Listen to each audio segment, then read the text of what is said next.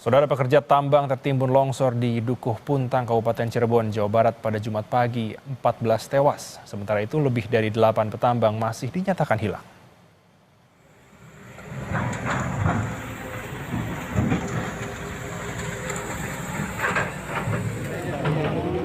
Sejumlah alat berat yang saat kejadian sedang melakukan kegiatan penambangan pun turut tertimbun. Hingga kini, petugas gabungan masih mencari lebih dari 8 petambang yang dinyatakan hilang. Total jumlah korban belum masih bisa dipastikan.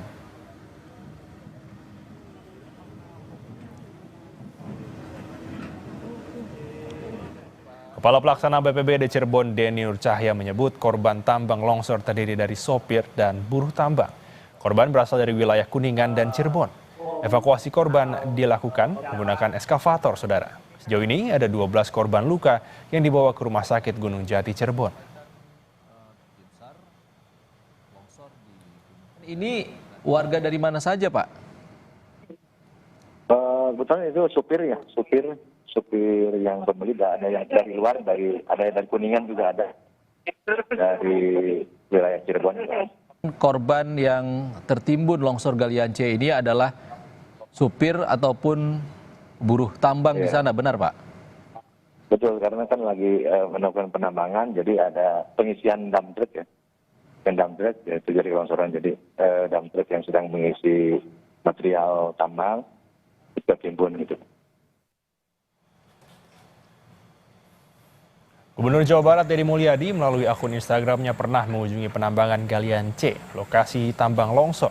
Deddy melihat penambangan sangat berbahaya dan tidak memenuhi standar keamanan untuk pegawai tambang. Oleh karena itu, Deddy memerintahkan agar perusahaan tambang tersebut ditutup.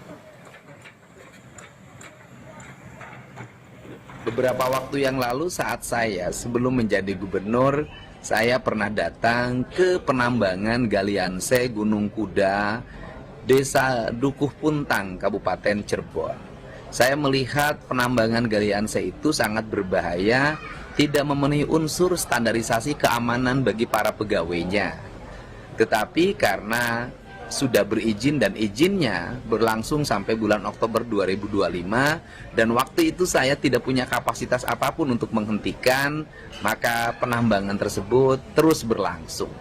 Dan saat ini saya mendapat kabar duka, lebih dari 10 orang dimungkinkan tertimbun dalam musibah longsornya tambang tersebut dan baru ditemukan 2 orang dan yang lainnya masih dalam pencarian. Untuk itu pertama saya menyampaikan bela sungkawa yang sedalam-dalamnya atas meninggalnya warga Jawa Barat di penambangan tersebut. Tentunya warga itu sedang bekerja memenuhi kebutuhan keluarganya walaupun pekerjaannya diancam bahaya. Dan ini sebenarnya menjadi tanggung jawab bagi pengelola tambang. Dan semoga keluarganya diberikan ketabahan dan yang meninggal diterima iman Islamnya, diampuni segala dosanya dan ditempatkan di tempat yang mulia sisi Allah Subhanahu wa Ta'ala. Selanjutnya, dari sisi aspek kebijakan, saya sudah memerintahkan Kepala SDM dan seluruh jajaran yang hari ini sudah berada di lokasi untuk mengambil tindakan tegas. Perusahaan itu ditutup untuk selamanya. Demikian informasi yang dapat saya sampaikan. Semoga ini menjadi pelajaran penting bagi kita semua bahwa berusaha harus memperhatikan keselamatan para pekerja. Karena itu merupakan tanggung jawab dari pengusaha dan galian harus memperhatikan aspek-aspek dampak yang akan timbulkan bagi lingkungannya. Dan saudara, informasi selengkapnya terkait korban longsor di lokasi tambang Cirebon, Jawa Barat, kita telah tersambung dengan jurnalis Kompas TV, ada Fadlianto Sugiono di RSUD Arjawinangun, Cirebon. Fadli, hingga malam hari ini total ada berapa korban yang sudah ada di RSUD Arjawinangun dan apakah semua korban sudah teridentifikasi, Fadli? Ya, berdasarkan pantauan di lapangan di belakang sakit Arjawinangun, Kabupaten Cirebon, bahwa sebanyak 13 jenazah korban longsor di Desa Bobos, Kecamatan Dukuh Puntang, Kabupaten Cirebon, sudah masuk di ruang jenazah dan semuanya teridentifikasi dan rencananya malam ini akan dibawa oleh pihak keluarga yang sudah menunggu yang tadi. Ya.